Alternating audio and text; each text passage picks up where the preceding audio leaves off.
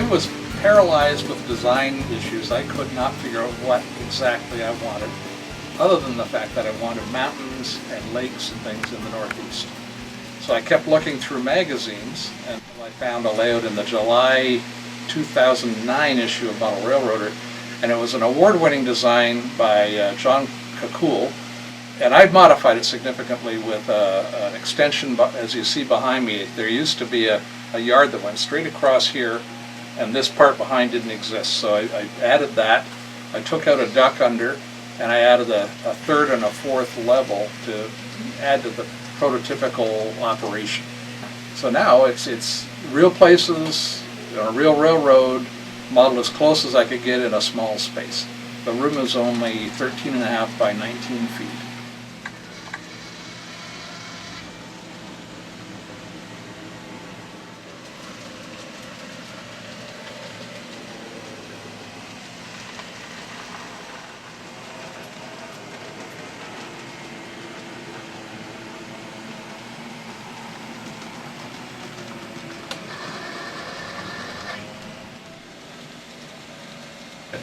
I think that's part of the fun of model railroading. You can attract people's interest with little vignettes all over the place. So if you try to do it everywhere, you'll go crazy.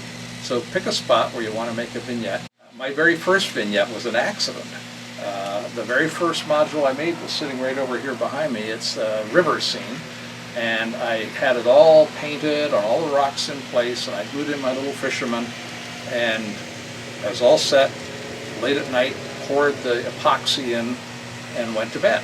And the next morning I came down and one of the fishermen was underwater. He'd been sealed forever in that epoxy. So that became an emergency scene with an ambulance and police all trying to rescue this drowning fisherman. So, and that attracts a lot of attention. So then I just kept doing that all over the place, little vignettes. And when people come to visit, especially on a big open house where I might have 100 or more visitors in a couple hours, I have handouts that say, "Can you find this?"